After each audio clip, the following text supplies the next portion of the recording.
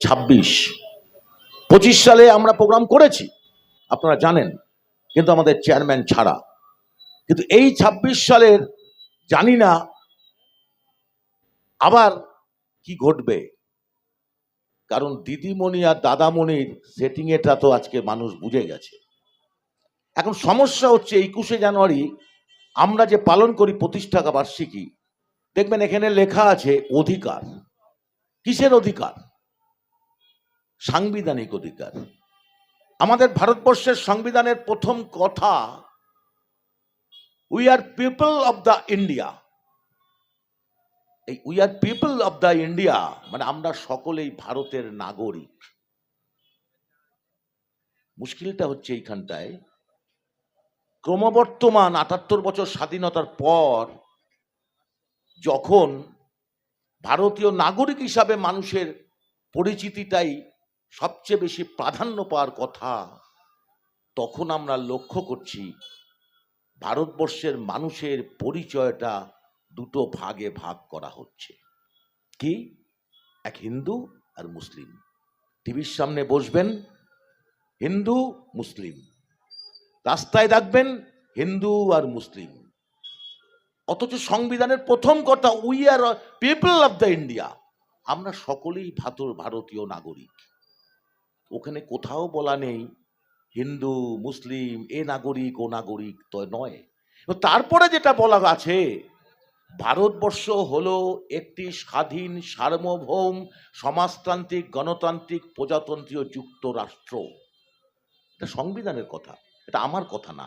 487 জন মিলে সংবিধানটা রচনা করেছিলেন, যার মধ্যে ছিলেন বি.আর. আম্বেদকর। সেই সংবিধানের মান্যতা দিয়ে কিন্তু আজকে আপনারা এখানে দাঁড়িয়ে যে সভাটা শুনছেন, আমি বলছি এটা আমার সাংবিধানিক অধিকারের বলে বলছি। মুশকিলটা হচ্ছে ধীরে ধীরে এই সাংবিধানিক অধিকারগুলো এক এক করে ধুলায় লুণ্ঠিত হচ্ছে। কেন লুণ্ঠিত হচ্ছে? আগে তো কথা বলেননি। বিষয়টা বুঝুন। একটা সুনির্দিষ্টভাবে রাজনৈতিক কথা বলে রাখি, যারা আমার সভা শুনছেন, আপনারা গতকাল দেখেছেন যে জি টিভি 24 ঘন্টার টিভির আমার বোনটাকে যেভাবে মারা হলো বেলডাঙ্গায়। কারা মারলেন? আপনারা দেখেছেন এই এসআইআর এর নামে, এই ওয়াকফ সম্পত্তি নিয়ে যখন মুর্শিদাবাদ অঞ্চলে গন্ডগোল হলো, কে কাকে মারলো আপনারা দেখলেন। আবার 11 সালে এই রাজ্যে ক্ষমতায় আসার পর থেকে আপনারা লক্ষ্য করে দেখবেন কে কাকে মারছে আর কে মরছে। এইটা যদি মাথার মধ্যে একটু না ঢোকাতে পারেন, তাহলে গোলমালটা ওইখানটায় হয়ে যাচ্ছে। আজকে একটা বিরোধী দলনেতা কন্টিনিউয়াসলি সাম্প্রদায়িক বিভাজনের কথা বলছে, যেটা সংবিধান বিরোধী। দেখেছেন তাকে অ্যারেস্ট করতে? আজকে একজন হঠাৎ উঠে এসছেন, একটা পার্টি করেছেন, যখন তিনি তৃণমূলের এমএলএ ছিলেন, এখনও তৃণমূলের এমএলএ, হয়তো পার্টিটা ছেড়েছেন, করে নতুন পার্টি তৈরি করেছেন, করে নিজে মানুষের কাছে গিয়ে তার ভাবমূর্তি উজ্জ্বল করবার চেষ্টা করছেন। কিন্তু তিনি ভুলে গেলে চলবেন না, তিনি কিন্তুই বলেছিলেন লোকসভা নির্বাচনের আগে যে আমরা 70% আর ওরা 30% ভাগীরথীর জলে কেটে ভাসিয়ে দেব। এখানে দাঁড়িয়ে যখন সে বিধায়ক হিসাবে বলছেন সংবিধানের শপথ নিয়ে, তখন কিন্তু তাকে সেই দলের মানে মুখ্যমন্ত্রী মানে নেত্রী সভানেত্রী তাকে বহিষ্কার করলেন না। কখন বহিষ্কার করলেন? যখন বাবরি মসজিদ তিনি তৈরি করছেন। কিন্তু যখন সাম্প্রদায়িক কথা বললেন, তখন তাকে বহিষ্কার করলেন না।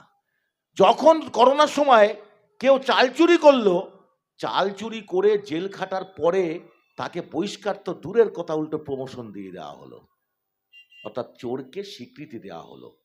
যখন আমি আপনাদের এটা জেনে রাখবেন, লোকসভা ভোটের সময় কাউন্টিং শেষ হয়ে যাওয়ার পর আপনারা আমাকে এখানে সবচেয়ে হাইয়েস্ট ভোটে দিয়েছেন 7টা বিধানসভার মধ্যে, যার জন্য আমি সালাম জানাই, আপনাদের সংগ্রামী অভিনন্দন জানাই, বারবার কৃতজ্ঞতা, আমি কৃতজ্ঞ আপনাদের কাছে, দায়বদ্ধ আপনাদের পাশে এসে দাঁড়ানোর জন্য। এটা আমার দায়বদ্ধতা অনুরোধ করে।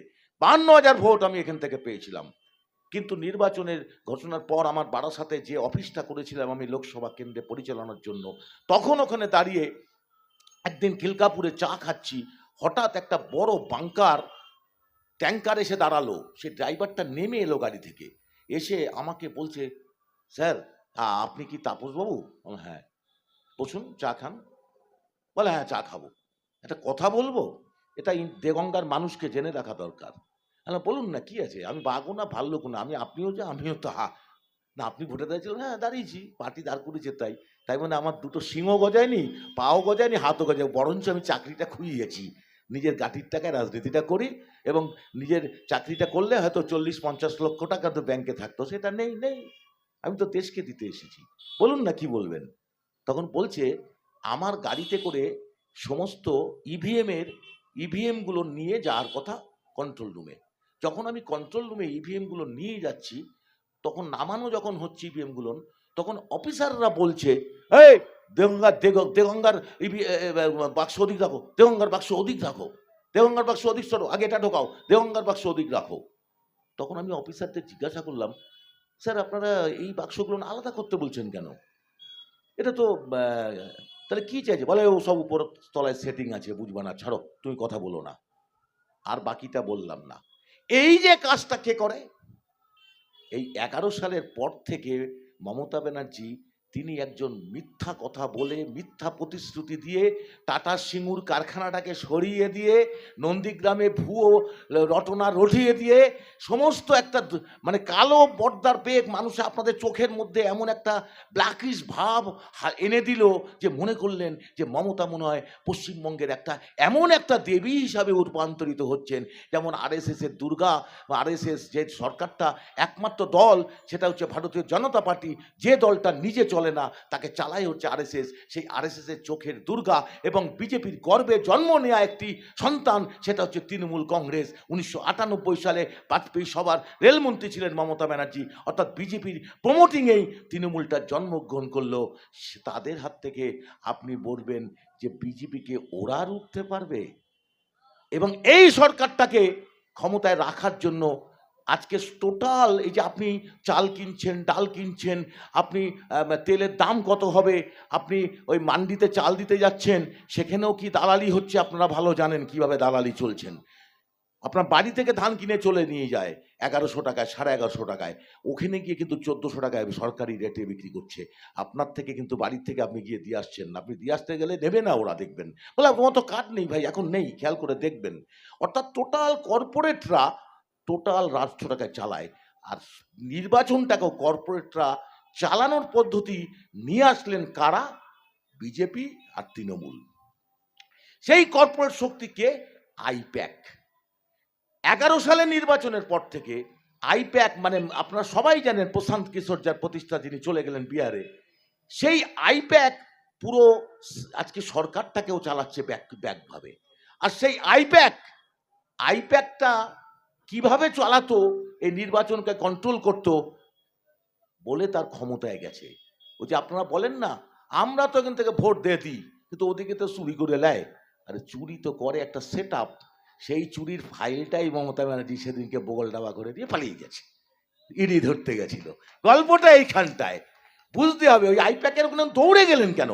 একটা মুখ্যমন্ত্রী কত বড় নির্লজ্জ হলে একটা বেসরকারি প্রতিষ্ঠান, এইখানকার এই যে মুদির দোকানে যদি চাল চুরি হয়ে যায়, মুখ্যমন্ত্রী আসবেন? উনি তো ব্যক্তি মালিকানায় একটা দোকান চালায়। এই মিষ্টির দোকানদার, এবার ইলেকট্রিকের দোকানদার সব তো নিজের পুঁজি লাগিয়ে চালায়। তাহলে আইপ্যাকের মতন একটা অর্গানাইজেশন প্রতীক জৈন তো তৃণমূলের কোনো পদে নেই, কোনো পদে তো নেই। তাহলে প্রতীক জৈনের বারে মুখ্যমন্ত্রী, মানে পশ্চিমবঙ্গের 9 কোটি মানুষের যে পরিত্রাণ, সে 9 কোটি সে মানুষের জন্য কথা একবারও ভাবলো না, বেলডাঙ্গায় ছুটে গেল না। যখন ওখানে দাঁড়িয়ে কিষান দাসকে হত্যা করা হলো পরিকল্পিতভাবে, তখন উনি ছুটে গেলেন না। যখন ভাঙড়ে পঞ্চায়েত নির্বাচনে আমাদের সমস্ত গণতান্ত্রিক অধিকার কেড়ে নিচ্ছে, যখন দেগঙ্গার বুকে দাঁড়িয়ে পঞ্চায়েত নির্বাচনে গণনা থেকে টেনে বের করে দেওয়া হচ্ছে 23 সালে, যখন অশোকনগরের বুকে ব্যালট চুরি করে খেয়ে নিচ্ছে গণনা কেন্দ্রে, তখন উনি একটা টু শব্দ করলেন না। শুধুমাত্র প্রতীক জৈনের বাড়িতে গিয়ে হাজির হয়ে গেলেন, যখন ইডি গেলেন, দল মে কুছ কালা হ্যায়। এ তো জলের মতন পরিষ্কার। অর্থাৎ কি ছিল ওই সবুজ ফাইলটায় আমরা জানতে চাই। আপনি শুভেন্দু অধিকারী কত পাতেলা দিলে হবে না, ওসব ঢপবাজি আমরা চিনি। আপনি তো তৃণমূল গর্বে থেকে উঠে এসছেন। এখানে শুধু আপনার হিন্দু হিন্দু করা কাজ। কে হিন্দু কে মুসলিম? এখানে যারা বসে আছে, আমি কি কারো পরিচয় জানতে যাবো নাকি কে মুসলিম কে হিন্দু? এটা ধর্মীয় ব্যাপার। আমার সংবিধানে বলা আছে যে যার ধর্মচারণ করবে তার রাইট দেওয়া আছে, যে জন্য আমি শুরু করলাম সংবিধান দিয়ে। ধর্ম মানে কি? ধারণ করা, অর্থাৎ ধাতস্থ করা, ধারণ করা। আমি আমার অঙ্গে কি ধারণ করব, আমি কোন জামা প্যান্ট পরবো, আমার ভিতরে কোন ধারণ বিশ্বাসকে আমি লালিত পালিত করব, এটা আমার একান্ত ব্যক্তিগত বিষয়, এটাও সংবিধানে বলা আছে। সেটা যদি রাজনীতিতে নিয়ে আসা হয় কখন? এই মানুষগুলো যারা এই হাটে আসছে, আজকে বুড়ির হাটে বাজার করতে আসছে, সে কিন্তু আমি লক্ষ্য করছিলাম, অনেকক্ষণ এসছি, লক্ষ্য করে যে মানুষরা বাজারে ব্যাগটা নিয়ে বাজার করতে আসবে, হয়তো সারাদিন কাজ করে 300 টাকা বা 400 টাকা মজুরি পেয়ে এখন হাট করে 7 দিনের খাবার তৈরি করবে। তার চিন্তা ওই, তার মাথায় তাপস ব্যানার্জি এখানে কি বক্তৃতা দিচ্ছে, ও শুনে লাভ নেই, একটা ভোট দিতে হয়, ও দিয়ে দেবো নে। এই তো মানুষের বাস্তব অবস্থান। এটা তৈরি করেছে কে? অর্থাৎ মানুষকে ছোটাও ছোটাও, শুধু ছোটাও, লাইনে দাঁড় করাও, কখনো আধার কার্ডের টিপ্পা দিতে, কখনো রেশন কার্ডের টিপ্পা দিতে, শুধু টিপ্পা দিতে দিতে দিতে একেবারে মানুষ পরিশ্রান হয়ে যাচ্ছে, পরিশ্রানে হয়ে যাচ্ছে। টিপ্পাই দিয়ে যাও, আর কোটিপতি হবে। রোজ একটা করে মানে নতুন করে সাজ করবে, তার পিছনে কোটি কোটি টাকা হবে। কেন? কারণটা কি? কারণটা হচ্ছে ভারতবর্ষের এই সংবিধানের মধ্যে দিয়ে এমন একটা ব্যবস্থা, গণতান্ত্রিক ব্যবস্থা তৈরি হয়েছে, কিন্তু তার মধ্যে একটা ওই কি বলবো বলুন, কাঠের মধ্যে ছারপোকা থাকে জানেন তো, এই সংবিধানের মধ্যে ছারপোকাটা ঢুকে গেছে এমনভাবে যে ছারপোকাটা যদি টিপে না মারা যায় তাহলে সংবিধানটা কেটে কেটে ফুর করে ফেলে দিচ্ছে। আর সেই ছারপোকাটা হচ্ছে মোদি, নরেন্দ্র মোদি। তারা প্রথমেই ভারতবর্ষের সংবিধানটাকে মানেনি সংবিধান। ধীরে ধীরে সংবিধানটাকে তারা মানে বাতিল করতে চাইছে।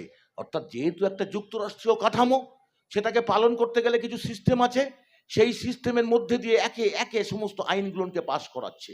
যে ঠিক সেম জিনিস ওয়াকফ। কেন ওয়াকফ আইন? ওয়াকফ আইন নিয়ে তো আমরা কেউ ভাবিনি, কোনোদিন কেউ ভাবিনি। ওটা ধর্মীয় সম্পত্তি, দেবত্ব সম্পত্তি, মুসলিমদের ওটা দেবত্ব সম্পত্তি, তারা দিয়েছেন, তার জন্য ওয়াকফ বোর্ড হয়েছে, সে স্বাধীনতার পর থেকে চলছে। হঠাৎ ওয়াকফ আইনটা জারি করতে হলো কেন? কেন জারি করতে হলো? মোদিকে চালায় কারা, যেটা আমি আগে ব্যাখ্যা করলাম। চালায় হচ্ছে কর্পোরেট পুঁজি। Economy guided by the politics, politics guided by the economy. অর্থাৎ অর্থনীতি রাজনীতি সম্পৃক্ত, রাজনীতি অর্থনীতি নির্ভর। অর্থাৎ অর্থনীতি নিয়ন্ত্রণ করছে কিন্তু রাজনীতিকে। দেখবেন ট্রাম্প আজকে তুম করে ভেনেজুয়েলার রাষ্ট্রপতিকে তুলে নিয়ে চলে এসছেন, ইরানে আক্রমণ করছে। কেন? অথচ আমি বলছি, আমার আমেরিকায় প্রচুর বন্ধু বান্ধব আছে, তারা ফোন করে, আমেরিকায় কিন্তু মানুষ শান্তিতে, জানেন তো কেন শান্তিতে রেখেছে? আর আমার পুরো তৃতীয় বিশ্বের দুনিয়া আশেপাশে সবাইকে বিরক্ত করে মারছে। কারণটা কি? ওর কিচ্ছু নেই আমেরিকায়, ওখানকার থেকে তেলটা আগে নিয়ে আসবো, তেলের বাজারটা আমি তৈরি করব। ঠিক এখানে যেমন আপনারা দেখছেন, মানে আদানি আম্বানির নাম শোনেন, আম্বানি হচ্ছে মোদিকে চালায়, আদানি হচ্ছে মোদিকে চালায়। তা আম্বানি দয়া করে মহারাষ্ট্রের উপরে যে নীতা আম্বানির রাজপ্রাসাদটা তৈরি হয়েছে, ওটা ওয়াকফ সম্পত্তির উপরে। তাহলে এবার ওয়াকফ আইন এমন করে সংশোধন করতে হবে যাতে আম্বানি বেঁচে যায়। ঠিক ফিরহাদ হাকিমি ওয়াকফ সম্পত্তি দখল করে রেখেছে, যেভাবে অভিষেক বন্দ্যোপাধ্যায় ওই ক্যামাক্সিতে তার অফিসটা দখল করে রেখেছে। তাহলে এইগুলোকে বাদ দিতে গেলে তাহলে ওয়াকফ আইন এমন করতে হবে যাতে এইগুলো বেঁচে যায়। যার জন্য প্রথমেই একটা জিনিস জানবেন, পশ্চিমবঙ্গের মাটিতে দ্বিতীয় কোনোদিন কোনো মিথ্যাবাদী মুখ্যমন্ত্রী জন্মায়নি মমতা ব্যানার্জির মতন। এত মিথ্যাবাদী মুখ্যমন্ত্রী জীবনে দেখেননি। যে চেয়ারটায় একটা আমাদের আমরা এখনো যাকে গড ভাবি বিধান রায়, সে বিধান রায় বসেছেন, আর সেইখানে মমতা ব্যানার্জির মতন একটা মিথ্যাশ্রী উপাধি খ্যাত মমতা ব্যানার্জি বসেছেন। উনি যা বলেন তা করেন না, আর উনি যা বলেন যা করেন তা বলেন না। এইটা হচ্ছে মমতা ব্যানার্জির বেসিক ক্যারেক্টার। আমি আজকে অন্তর দিয়ে বলছি, আজকে মমতা ব্যানার্জি ক্ষমতায় আসার সময় একমাত্র লক্ষ্য ছিল যে কোনোভাবে আমি ক্ষমতায় বসবো। তার জন্য উনি জামাত ইসলামের সাথে আতাত করেছে, উনি মাওবাদীদের সাথে আতাত করেছেন, উনি সমস্ত শক্তির সাথে আতাত করে ক্ষমতায় বসেছে। আর ক্ষমতায় বসেই কিষাণজিকে প্রথম মার্ডার করেছে। কিষাণজি না থাকলে মমতা ব্যানার্জি ক্ষমতায় আসতে পারতো না। শুনে রাখুন এটা, আজকে প্রথমেই ওকে মেরেছে, কিষাণজিকে মার্ডার করিয়ে দিল সুপরিকল্পিতভাবে। এর এক ইতিহাস আছে। কারণ আমি সাংবাদিকতার বেশে পৌঁছে গিয়ে কিষাণজিকে বলেছিলাম যে this is not a communist movement, you are come to back the mass peoples. উনি হেসেছিলেন, আমার সে সৌভাগ্য হয়েছিল, আমার চোখ বেঁধে নিয়ে গিয়েছিল আমাকে সাংবাদিক বেশে, আমি সাক্ষাৎকার নিতে গেছিলাম। আমি বলেছিলাম আপনি যেটা ভাবছেন মমতা ব্যানার্জিকে মুখ্যমন্ত্রী দেখতে চেয়েছেন, সবচেয়ে ব্লান্ডার হচ্ছে, আপনি বিপদে বুঝবেন। তারপরে ওর দলের কিছু কর্মীদের একসময় লালগড়ে গিয়ে আমি বলে এসেছিলাম, মিলল তো আমার কথা। চূড়ামণি মাহাতো ওর ডানার ছিল। আমি ঝাড়গ্রামে, আমি যেহেতু ঝুমুর সঙ্গীতের জগতের লোক, আমি নাটকের জগতের লোক, ওখানে ঝুমুর নিয়ে আমি রিসার্চ করেছি দীর্ঘদিন ধরে। ঝুমুর সম্রাটরা ওখানে আছে, জানেন আপনারা, ঝুমুর গান শুনেছেন। সেই ঝুমুর শিল্পীরা আমার সব বন্ধু বান্ধব, আমার বন্ধু দুজন মারাও গেছেন। আমার যাতায়াত ছিল ঝাড়গ্রামে, এখনও আছে সেটা। যাই হোক, সেটা সংস্কৃতির কারণে, রাজনীতির কারণে না। তখন আমি বলেছিলাম এটা সবচেয়ে ব্লান্ডার করবেন আপনি, পরেই মেরে ফেলেছে। এর নাম মমতা ব্যানার্জি। ঠিক মমতা ব্যানার্জি যখন রেড রোডে নামাজ পড়তে গিয়ে, যখন রেড রোডে নামাজ হচ্ছে ঈদের সময়, উনি গিয়ে হিজাব পরে নিয়েই ওনার প্রচার করে আসেন। ঠিক তারপরেই দেখুন পরের দিনে গিয়ে উনি কি করেন, জগন্নাথ মন্দির উদ্বোধন করেন, বুঝেছেন, সরকারি টাকায়। কি মানে বুঝলেন? তারপরে মহাকাল, এই কালকে ফিরিস্তি শুনছি, শিলিগুড়ির মহাকাল মন্দির যে জায়গাটা করছে, আমি উত্তরবঙ্গ থেকে ফিরছিলাম, আমি বলেছি কয়েক মিটিংয়ে, তখন আমি ওখানে গেছিলাম কোথায় মহাকাল মন্দিরটা করছে দেখতে। আমি ডুয়ার্স থেকে ফিরছি তখন একটা বিশেষ কাজ সেরে, আমি দেখতে গিয়ে দেখলাম ওখানে শিল্প হওয়ার কথা। অশোক ভট্টাচার্য যখন সিপিএম এর নেতা মন্ত্রী, অশোক দা ওখানে তখন ওই মন্দির একটা শিল্প তালুক করবে বলে ওখানটা জমিটা দিয়েছিলেন, ব্যবস্থা করেছিলেন। সেই জমিতে গিয়ে শিল্প না করে উনি কি করছেন, মহাকাল মন্দির। কালকে তার শিলান্যাস করে কি বললেন, এইটা হবে, ওটা হবে, মন্দিরের অমুক হবে, দ্বার হবে, তমুক হবে। একবারও বলে না 26,000 ছেলের চাকরি হবে, একবারও বলে না। কিন্তু আনএইড মাদ্রাসার মানে এইডেড মাদ্রাসার শিক্ষক নিয়োগ হবে। এখানে বলছিল না বাবন বারবার, আমি তো জানি, আমি আমার নীতি হচ্ছে, আমার আলোয় আমি ওই চোর ছাত্রদের আলোকিত করতে পারবো না, কারো নামও বলবো না, যারা মুখে মিষ্টি পিছনে হয়। আরে মেডিকেল কলেজ, আর একটা মেডিকেল কলেজ চালাতে গেলে কি শুধু দেয়াল লাগে নাকি? এসব বলতে যাবো। মেডিকেল কলেজ করেছে, মেডিকেল কলেজ করতে গেলে আগে তো ডাক্তার লাগে। বিগত 10 বছরের মধ্যে কোনো ডাক্তার নিয়োগ করেছে নাকি? একটা কলেজ করলে, হসপিটাল করলেই হয়। এখনো পর্যন্ত সমস্ত ব্লক হসপিটালগুলো নেই, কোনো ডাক্তার নেই, নার্স নেই, নার্স নিয়োগ নেই, সিস্টার নেই, কোনো ওখানে দাঁড়িয়ে ব্যবস্থা নেই। কিসের একটা বিল্ডিং করে ফেললো। আর বিল্ডিংটা না করলে বিল্ডিং এর কন্ট্রাক্টটা, বরাদ্দটা তো তৃণমূলের নেতারাই পেয়েছে, মালটা পকেটে ঢুকে গেছে। 8% জেলা পরিষদের কমিশন হয়ে গেল, বিল্ডিং গল্প শেষ। ডাক্তার তুই মর, রুগী কেন থাকবে ওখানে? আসলে একটা স্বাস্থ্য ব্যবস্থা তৈরি করতে গেলে তার ইনফ্রাস্ট্রাকচার লাগে। ইনফ্রাস্ট্রাকচারের মধ্যে অন্যতম হচ্ছে ডাক্তার। সরকারি হসপিটালে কত হাজার হাজার ডাক্তার শর্ট আছে জানেন? আর কেন ডাক্তাররা যাবে? আর জি করে ওই অভয়ার মরে যাওয়ার পরে আর কোনো ডাক্তাররা সরকারি চাকরি করবে নাকি? আজকে চিন্তা করার চেষ্টা করুন আপনারা। সরকারি স্বাস্থ্য ব্যবস্থা তো ভেঙে পড়েছে, সমস্ত সিভিক দিয়ে চলছে, সব সিভিক, পিজি থেকে আরম্ভ করে দেখবেন। এরপরে সিভিক ডাক্তার দেখবেন আপনারা, চিন্তার কিছু অবকাশ নেই। দেখবেন ডাক্তারি স্টেথও নিয়ে সিভিকরা ঘুরে বেড়াচ্ছে, civic doctor, civic police, civic doctor. এরপরে দেখবেন সিভিক মন্ত্রী, দেখছেন না মাঝে মাঝে সিভিক আইপিএস অফিসার ধরা পড়ছে।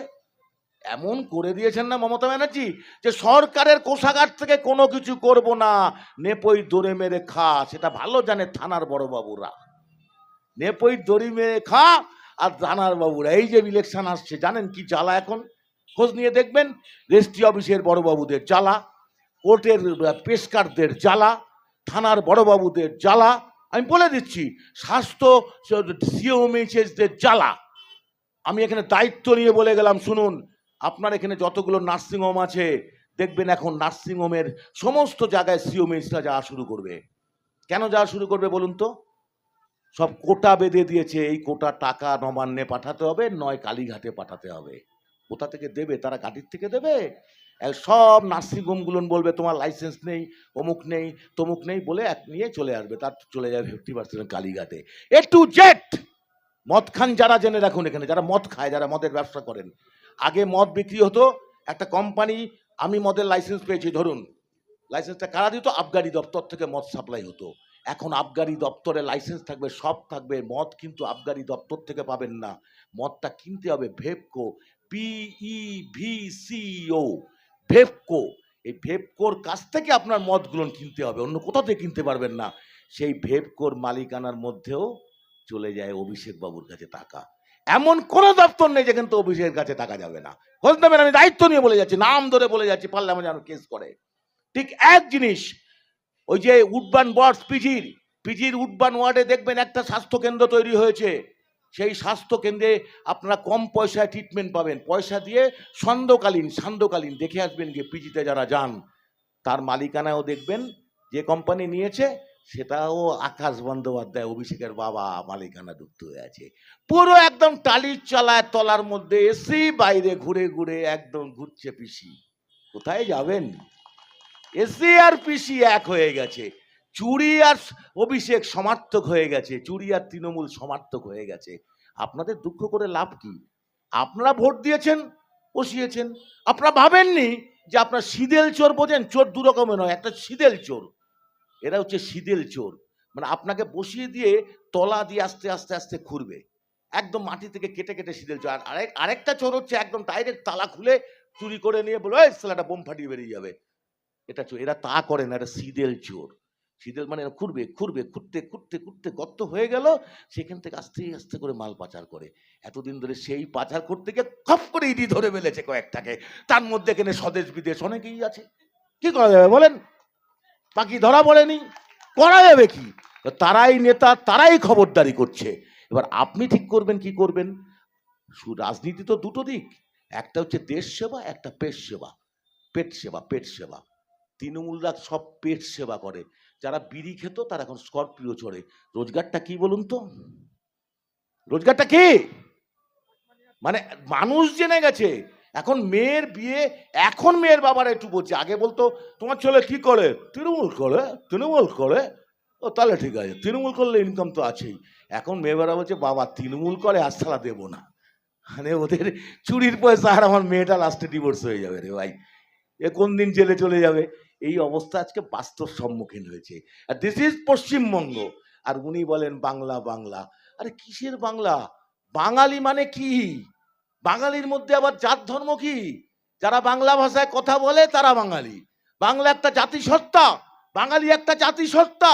তার নির্দিষ্ট ভৌগোলিক অবস্থান থাকবে, তার একটা নিজস্ব ভাষা থাকবে, তার একটা সংস্কৃতি থাকবে, তার একটা ধর্ম থাকবে। এটা নিয়ে হচ্ছে জাতিসত্তা। সেই বাঙালি জাতিসত্তা প্রতিষ্ঠিত হয়েছে। রাজনৈতিক কারণে দুটো ভাগ হয়েছে, ওপার বাংলা এপার বাংলা। এ তো politically decided by the British community. ব্রিটিশরা সেটাকে তৈরি করেছে, আজকে দেশটা ভাগ করেছে তাদের স্বার্থে। সেই সময়ের ইতিহাস তো অন্য জিনিস। যার ফল কি আজকের এখানে দাঁড়িয়ে যে জিয়ারুল ইসলাম জন্মগ্রহণ করছে, যে মনিরুল ইসলাম জন্মগ্রহণ করছে, তাকে পোয়াতে হবে। সেই জায়গাটা এসআর এর মধ্যে দিয়ে সুকৌশলে নিয়ে আসছে, সেটা দিয়েই তো ব্যাটেল করছি। আর আপনি মমতা ব্যানার্জি কি করছেন? আপনি রূপশ্রী তৈরি করছেন, কন্যাশ্রী তৈরি করছেন, পথশ্রী, হতশ্রী, রেপশ্রী, সব শ্রী শ্রী শ্রী, লক্ষ্মীর ভাণ্ডার। আমার দেবতা লক্ষ্মী, টাকা পায় কে? মায়েরা। তাহলে মাতৃভাণ্ডার রাখলেন না কেন? মাতৃভাণ্ডার রাখলেন না, রাখলেন কন্যাশ্রী। কি? শ্রী তাপস ব্যানার্জি। টাকা কার? জহিরুল ইসলামের, সুরাইয়া বিবির, আবার সুরিন্দর সিং এর। আর নামটা কি? শ্রী। কি বুঝলেন? শ্রী তো হিন্দুদের আগে থাকে, টাকাটা তো ফাতেমা বিবিরও, তা ডাকলো শ্রী। সরকারি টাকায় সব শ্রী। কাকে সেবা করছে? সেবা করছে আরএসএস কে। খুশি হবে আরএসএস, যারা হিন্দুস্তান করে তুলতে যায় বা ভারতবর্ষটাকে। সুকৌশলে, যে বললাম না সিদেল চোর, একদিক দিয়ে আপনার মস্তিষ্ককেও চুরি করে নিচ্ছে। শ্রী শ্রী করে দুর্গা মণ্ডপ করবো, আমি মহাকাল মন্দির করব, আমি ওখানে জগন্নাথ মন্দির করেছি। তারপরে গঙ্গাসাগরে গিয়ে উনি ভুলভাল পাঁচালী। আরে পাঁচালী, আমরা হিন্দু ঘরের ছেলে, আমাদের পাঁচালী বলতে লক্ষ্মীর পাঁচালী আমরা জেনে, আর কোনো পাঁচালী যেতে, সেটাও পাঁচালী। ওই যে উন্নয়নের পাঁচালী ঘুরে বেড়াচ্ছে না, চোরের পাঁচালী, ওটা উন্নয়নের পাঁচালী না।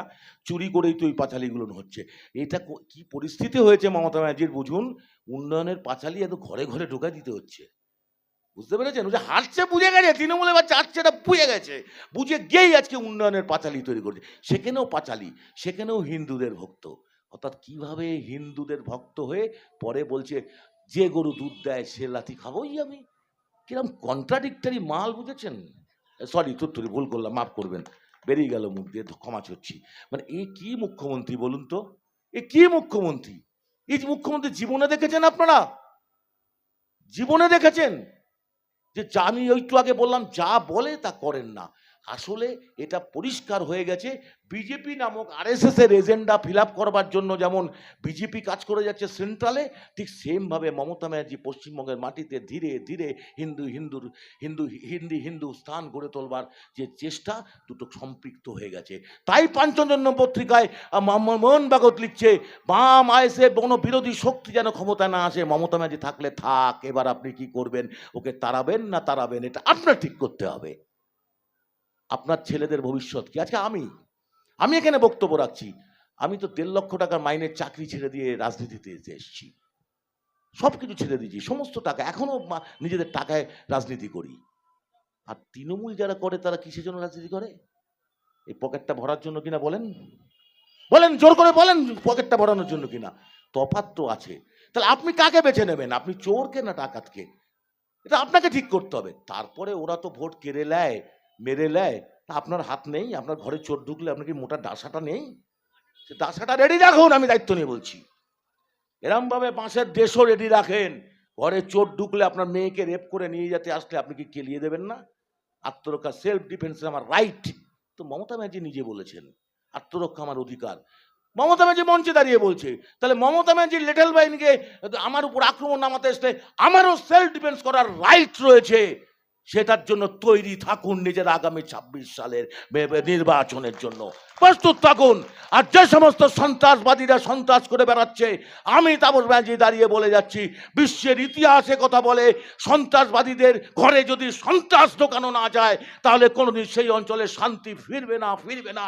শান্তির স্বার্থে, নিজেদের বেঁচে থাকার স্বার্থে এই চোর ডাকাতদের ট্যাক্স যদি সন্ত্রাসবাদীদের ঘরে সন্ত্রাস ঢোকাতে হয়, তাও ঢুকিয়ে দিয়েও এলাকার শান্তি ফেরাতে হবে। নতুন প্রজন্মের ভবিষ্যৎ তৈরি হবে। আগে যাদের ভবিষ্যতে যেমন বলা হতো যে শিশু ভূমিষ্ঠ হলো রাজ, আজ তারই মুখে খবর পেলাম নিয়ে এসেছে এক ছাড়পত্র। আজকে যে শিশু জন্ম হচ্ছে সে শিশু ভূমিষ্ঠ হওয়ার পর নিয়ে আসছে কিছু ঋণের বোঝা, কিছু চোরের দালাল, কিছু নাটকবাজি মানুষকে দেখছে। সেই সমাজ আমরা চাই না। আমরা চাই এমন এক সুন্দর সমাজ ব্যবস্থা, শিক্ষান্তে চাকরি পরে তারা সুস্থভাবে বাঁচতে পারবে, যেখানে মানুষ তার ভোটাধিকার প্রয়োগ করতে পারবে, গণতান্ত্রিক অধিকার প্রয়োগ করতে পারবে, তার সাংবিধানিক অধিকার প্রয়োগ করতে পারবে। এইরকম এক সমাজ ব্যবস্থা কায়েম করার লক্ষ্যে ইন্ডিয়ান সেকুলার ফ্রন্ট লড়াই করছে। সে লড়াই জারি থাকবে এবং 21শে জানুয়ারি আমাদের চেয়ারম্যান এবং আমরা যে বার্তা আপনাদের শহীদ মিনার থেকে দেব, সেই মতন 26শে লড়াই চলবে। এই আহ্বান রেখে সবাইকে অভিনন্দন জানিয়ে আমার বক্তব্য শেষ করছি। ইনকলাব জিন্দাবাদ, আইএসএফ জিন্দাবাদ, নওশাদ সিদ্দিকী ভাইজান জিন্দাবাদ।